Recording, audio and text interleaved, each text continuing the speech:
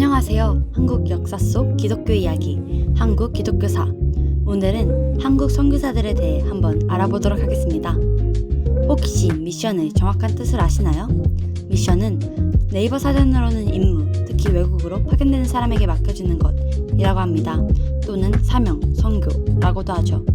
이와 같이 특별 임무 혹은 임무를 맡아 외국으로 파견되는 사절단을 미션이라고 합니다. 바로 이런 특별 임무를 맡아 다른 나라로 파견되는 분들을 우리는 미셔너리, 즉 선교사라고도 부릅니다. 이분들은 복음 전파라는 아주 특별한 임무를 갖고 우리나라에 오셔서 그 임무를 수행하셨습니다. 그래서 지금부터 이분들에 대한 사실을 여러분들께 알려드리도록 하겠습니다. 초기 우리나라 조선은 서구와의 통상을 거부했기에 선교사들이 들어와 복음을 전파한다는 것은 매우 어려운 일이었습니다. 하지만 조미수호 통상조약이 조선과 미국 사이에 체결되자 굳게 닫혀있던 조선의 문이 열렸고 여러 선교사들의 관심이 행동으로 실행되었습니다. 그러던 중 가장 처음으로 조선을 방문했던 선교사는 감리교의 로버트 맥클레이였습니다. 그는 자신의 부인이 가르치던 유학생들을 통하여 김옥균과의 친분을 쌓게 되었고 그에게도 기독교를 가르쳤습니다. 이를 받아들인 김옥균은 조선으로 귀향한 후 고종에게 맥클레이 부부의 입국 승인 청원을 하였고 이가 윤허된 후 조선 선교가 시작되었습니다. 하지만 선교사를 먼저 파송한 것은 사실 장로교였습니다. 이수정이 많은 활약을 펼쳤기에 1883년 11월에 조선의 최초 선교사 알렌이 조선에 파송될 수 있었습니다.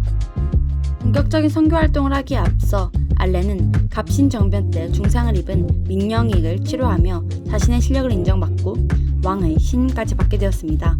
이를 계기로 알렌은 조선 왕립병원 즉 광해원을 1885년 4월에 설립하게 됩니다.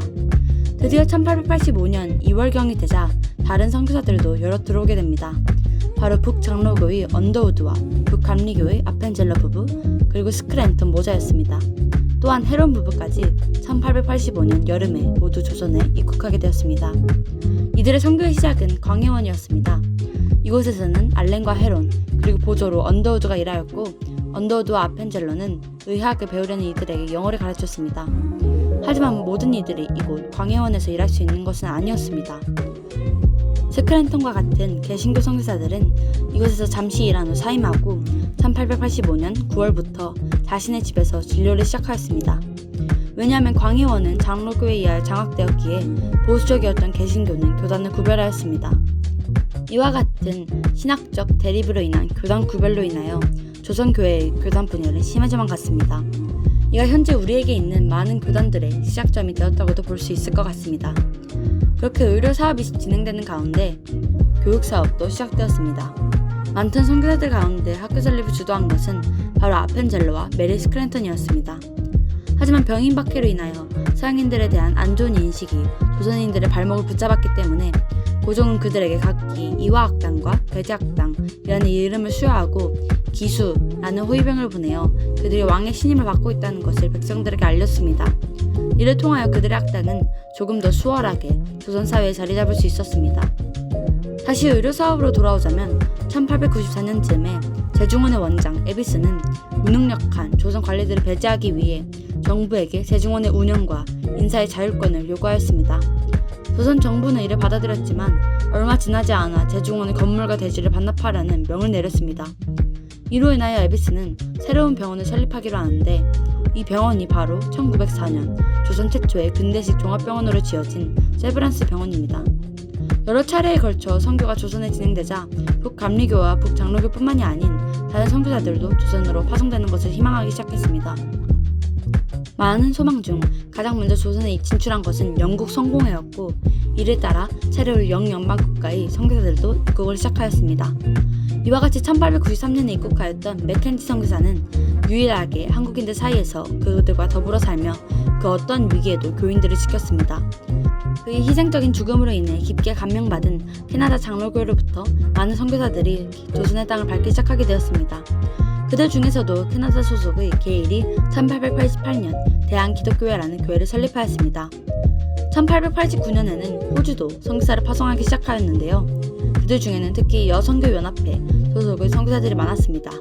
그들은 남부지방 최초의 선교여학교였던 일신여학교를 설립하기도 하였고 그 학생들은 3.1운동의 선두에 서며 우리나라의 독립을 위하여 힘쓰기도 하였습니다.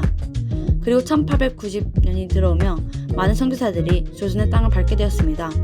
이는 북미 및 호주에서 진행되었던 과학생 해외 선교 운동의 영향이 매우 컸었습니다.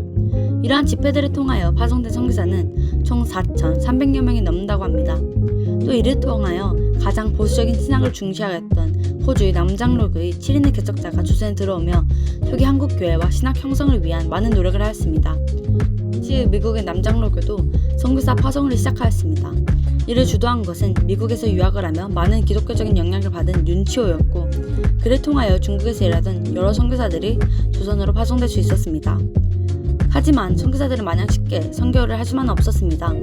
왜냐하면 그들은 일본의 조선 식민지와에 찬성하였고, 이를 통해 여러 갈등을 빚게 되었습니다. 그들의 입장에 많은 조선인들은 반기독교 시위를 벌였습니다.